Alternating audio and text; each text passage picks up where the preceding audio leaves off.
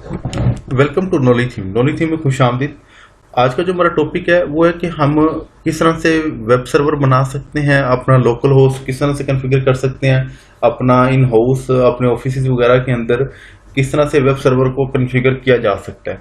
तो उसके लिए जो फीचर रिक्वायर्ड है विंडोज सर्वर का, तो अगर हम विंडोज का वेब सर्वर कॉन्फ़िगर करने जा रहे हैं जो कि सिक्योरिटी के लिहाज से बहुत बेहतर भी है, एक्सेस के लिहाज से बहुत बेहतर है, ठीक है, प्रोटोकॉल्स के लिहाज से बड़ा सूटेबल है, कॉन्फ़िगरेशन करना इजीनेस है एक नॉर्मल यूजर के लिए भी।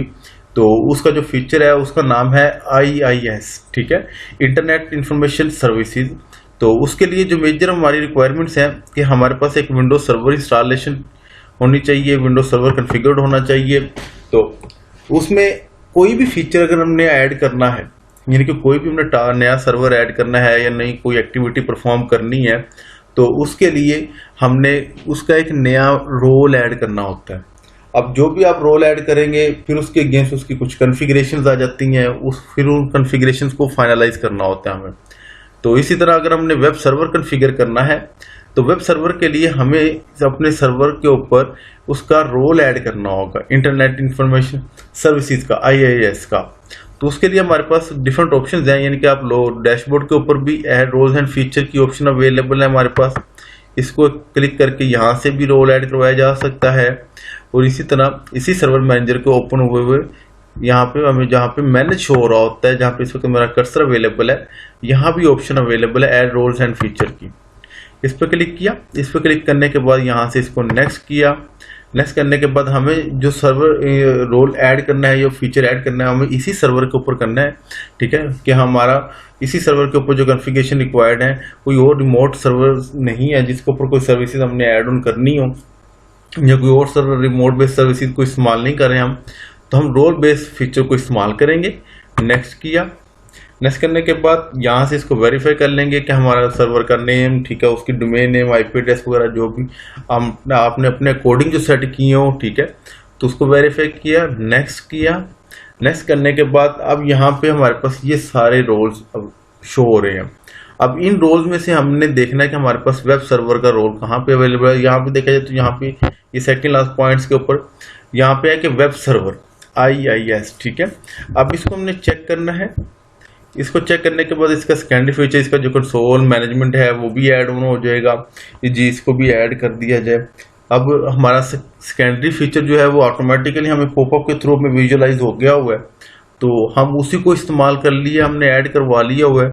अब इसको नेक्स्ट करते हैं, तो अब यहाँ भी हमारे पास वो फीचर्स की ऑप्शन अवेलेबल है।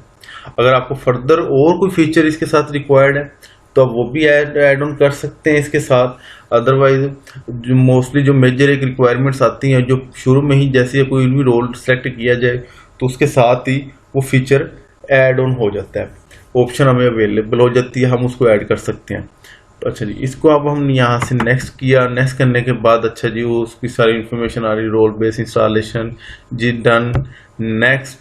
नेक्स्ट करने के बाद अब उसकी कुछ रोल सर्विसेज वगैरह हैं जो हमारी रिक्वायरमेंट्स आ जाती हैं। कुछ अगर इनमें से भी अगर स्पेसिफिक रिक्वायर्ड हैं तो वो भी आप कर सकते हैं। अगर वो इसको डिफ़ॉल्ट पे रहना चाहें तो वो डिफ़ॉल्ट भी उसको एज इट इज़ इस्तेमाल कर सकते हैं। हमने इसको डिफ़ॉल्ट पे रहने देते हैं। अभी हमने बेसिक सर्वर इंस्टॉलेशन और उसकी कॉन्फ़िगरेशन फाइनलाइज करनी है।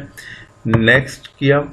अब जी यहाँ पे इसको कंफर्मेशन और समरी वो हमें सारी विजुअलाइज करवा रहा है। ये सारी समरी इसकी कंप्लीट आ गई। और सेकंड फर्स्ट एंड के ऊपर ये रिस्टार्ट की एक ऑप्शन अवेलेबल है, हम इसको चेक कर देते हैं और इसको यस कर देते हैं। ये इसलिए किया कि अगर फीचर इंस्टॉलेशन होने के बाद अगर इसको सर्वर को रीस्टार्ट रिक्वायर्ड है तो वो खुद ही इसको ऑटोमेटिकली सर्वर को फीचर इंस्टॉलेशन के बाद रीस्टार्ट करते हैं।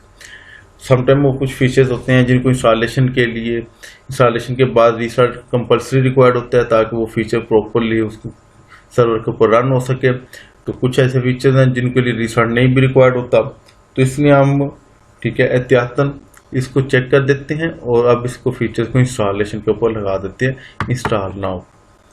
अब हम इसका थोड़ा सा वेट करते हैं, जैसे ये फीचर्स रेडी हो जाएगा फिर हम इंस्टॉल हो जाएगा, फिर हम इसको नेक्स्ट फर्दर इसकी कॉन्फ़िगरेशन करेंगे ताकि हम अपने वेब सर्वर को कॉन्फ़िगर कर सकें और हम देखेंगे कि किस तरह से हम अपनी वेब फाइल्स वगैरह को कहाँ पे कॉन्फ़िगर कर सकते हैं, कहाँ पे इसको एक्सेस कर सकते हैं, फीचर को किस तरह से यूटिलाइज किया जा सकता है, इसके बेनिफिट्स क्या हैं या इसकी यूटिलाइजेशन जो है वो कौन कौन सी आ जाती हैं इसके साथ जो हमारे लिए ज़्यादा बेनिफिशियल हैं, ताकि हम अपने इन हाउस अपने ही ऑफिस के अंदर अपना एक वेब सर्वर कॉन्फ़िगर कर सकें, या जिसे हम कह सकते हैं कि हम अपनी अगर एप्लीकेशन को चलाना चाह रहे हैं अपने सॉफ्टवेयर हाउस के इनसाइड, अपनी ऑर्गेनाइजेशन के इनसाइड, अपने इंस्टीट्यूट के इनसाइड, तो हम अपने उस सॉफ्टवेयर को, वेब एप्लीकेशन को लोकल भी यूटिलाइज कर सकते हैं कि आपकी वो एप्लीकेशन वो आपके लोकल सर्वर के ऊपर इंस्टॉलेशन हो जाए। जैसे अभी ये फीचर को हम इंस्टॉल करने जा रहे हैं, इसी तरह फीचर को इंस्टॉल करने के बाद अपनी वेब एप्लीकेशन कॉन्फ़िगर करें और आप अपने डिफरेंट क्लाइंट्स को, स्टूडेंट्स को, यूजर्स वगैरह को उसको एक्सेस प्रोवाइड कर सकते हैं। वो अपने इन हाउस यानी कि अपनी इन हाउस इट्स मीन के अपने उसी बिल्डिंग में जहाँ पे वो इंटरनेट अवेलेबल है, जहाँ पे वो सर्वर कॉन्फ़िगर्ड है, उसको यूटिलाइज कर सकें, ताकि आप जो भी डिजायर्ड टास्क हैं वो ऑटोमेशन यानी ऑटोमेटिकली आप वेब सर्वर, वेब एप्लीकेशन के थ्रू कॉन्फ़िगर करवा सकें, बार बार आपको डिफरेंट फाइल्स वगैरह की कलेक्शन ना करनी पड़े। तो इसके साथ दूसरा हमारे पास ये है कि हमने इसको जब कॉन्फ़िगर करना है तो इसके कुछ प्रोटोकॉल मेजरमेंट्स भी हैं, उनको भी देखना है, फाइनलाइज करना है। तो अभी थोड़ा सा वेट करते हैं ताकि ये इंस्टॉलेशन कंप्लीट हो जाए, फिर इसको फर्दर आगे अपना कंटिन्यू करते हैं इसकी कॉन्फ़िगरेशन के साथ। हमारा फीचर इंस्टॉल हो चुका हुआ है, हम इसको क्लोज करते हैं। अब क्लोज करने के बाद यहाँ पे जो नोटिफिकेशन पॉइंट है यहाँ भी हमें विजुअलाइज कर रहा है कि फीचर की जो इंस्टॉलेशन है सक्सेसफुली हो चुकी हुई है। और उसके बाद जो मेन डैशबोर्ड सर्वर है वहाँ पे भी हमारे पास देखा जाए तो IIS यहाँ पे भी इंटरनेट इंफॉर्मेशन सर्विसेज अवेलेबल है हमारे पास। अब हम इस फीचर को ओपन करते हैं। अब कोई भी फीचर जब आप इंस्टॉलेशन करते हैं तो इंस्टॉलेशन के बाद टूल्स की एक ऑप्शन है, यहाँ पे सारे फीचर्स आपको विजुअलाइज हो रहे होते हैं, यहाँ से आप उन फीचर्स वगैरह को एक्सेस कर सकते हैं। तो हमारे पास है जी इंटरनेट इंफॉर्मेशन सर्विसेज का मैनेजर, ठीक है, इसको ओपन करते हैं। इसके ऊपर क्लिक किया, इसके ऊपर क्लिक करने के बाद अब यहाँ पे ये इसका मेन कंसोल अब हमारे पास अवेलेबल है, ठीक है, जिसे हम मोस्टली कहते हैं कि जैसे हम वो इंटरनेट के ऊपर वेब होस्टिंग वगैरह को एक्सेस करते हैं तो हमें उसका एक सी पैनल अवेलेबल होता है। सेम पॉइंट वही हमारे पास यहाँ पे ये वो सी पैनल की एक्सेस सब यहाँ पे मिल जाती है। तो अब यहाँ पे हम देखते हैं कि सर्वर का नेम जो हमारे पास है वो विजुअलाइज कर रहा होगा। तो इसको एक्सपेंड किया, इसको एक्सपेंड करेंगे तो फर्दर हमारे पास हमारी डोमेन्स के नेम आ जाएंगे। अब यहाँ पे इसके ऊपर क्लिक किया, ये मेन कंसोल हमें विजुअलाइज हुआ, फिर इसको हमने एक्सपेंड करना है। अब इसके बाद एप्लीकेशन पूल है, ठीक है, जो आप देख सकते हैं कि आपके पास कौन कौन सी एप्लीकेशंस ऐड ऑन हुई हैं। अभी तक फिलहाल सिर्फ एक ही डिफॉल्ट के ऊपर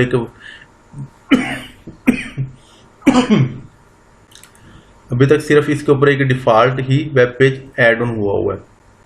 तो यहाँ पे साइट्स हैं, साइट्स की यहाँ पे क्वांटिटी भी आप इसको देख सकते हैं कि कौन कौन सी साइट्स फर्दर आगे ऐड ऑन हुई हैं। इसके अंदर सिर्फ एक डिफॉल्ट पेज की ही साइट अवेलेबल है, इसके अलावा और इसके अंदर कोई चीज़ अवेलेबल नहीं है। अब हम इस साइट के जो हमें ऐड ऑन हुई है बाय डिफॉल्ट, इसके ऊपर क्लिक कर लेते हैं। अब जैसे इसके ऊपर क्लिक किया तो हमारे पास ये एक कंप्लीट वो सी पैनल वाली कैटेगरी सारी विजुअलाइज होगी हुई है, जो हम ऑनलाइन वेब होस्टिंग वगैरह को बाय करके यूटिलाइज करते हैं। तो राइट साइड पे इसके कुछ डिफरेंट फीचर्स हैं, बाइंडिंग्स हैं, ठीक है, बेसिक सेटिंग्स हैं, ठीक है, इसके सर्विसेज को स्टॉप, रीस्टार्ट, ये सारी फैसिलिटीज हमारे पास अवेलेबल हैं। उसके कुछ प्रोटोकॉल्स हैं, उसके एड्रेसिंग है, ये सारी अवेलेबल है जो हम इसको सेटिंग को यूटिलाइज कर सकते हैं, एडजस्ट कर सकते हैं। तो ये वेब पेज हम एक्सेस कैसे होता है, तो अब ये जो मेन एक डिफॉल्ट वेब पेज हमारे पास यहाँ पे विजुअलाइज हो रहा है। अगर हम इसको देखना चाहते हैं तो यहाँ पे एक ब्राउज वेबसाइट की ऑप्शन अवेलेबल है, इसके ऊपर क्लिक करते हैं। अब जैसे इसके ऊपर क्लिक करेंगे तो विद इन फ्यू सेकेंड हमारे पास हमारा जो इंटरनेट एक्सप्लोरर है, ठीक है, जो by default web Windows server के अंदर अवेलेबल होता है, वहाँ पे एक वेब पेज लोड हो जाएगा। तो आप वेब पेज को जो विजुअलाइज कर सकते हैं इस वेब ब्राउजर के थ्रू इसको विजुअलाइज कर सकते हैं। अब इसकी लिंक बार वगैरह को हम चेक कर लेते हैं।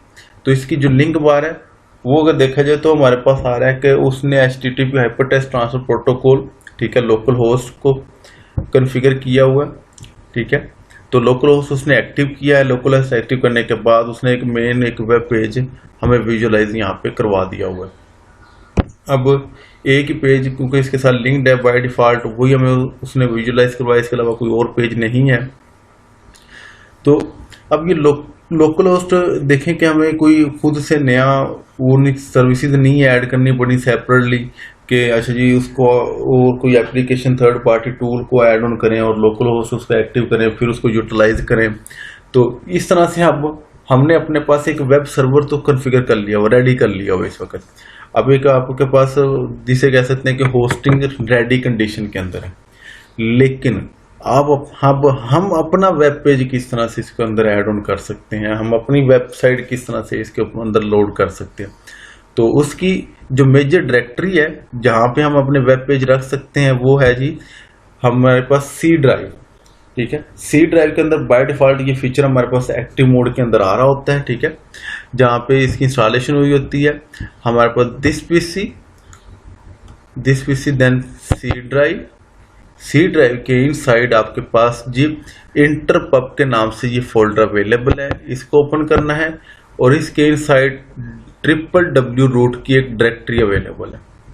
अब यहाँ पे आप अपना डिजायर्ड एप्लीकेशन, ठीक है, या अपनी टेम्पलेट वगैरह वेबसाइट वगैरह का, ठीक है, वो यहाँ पे रख सकते हैं। तब देन आप उसको फिर उसके साथ बाइंडिंग करवाएंगे, फिर उसको यूटिलाइज करेंगे। अब ये डायरेक्टरी के इनसाइड देखा जाए तो जो एक वेब मेन एक ही पेज हमारे पास यहाँ पे अवेलेबल है, बना हुआ है, उसी को लिंक किया हुआ है। हम इसको क्लोज करते हैं। अब इसी को हम एक और अपने तौर पे एक नया वेब पेज ऐड करके या उसको बाइंडिंग को चेक कर लेते हैं कि हमें किस तरह से नई एक वेबसाइट या नया पेज या नई एप्लीकेशन अपनी ऐड ऑन कर सकते हैं।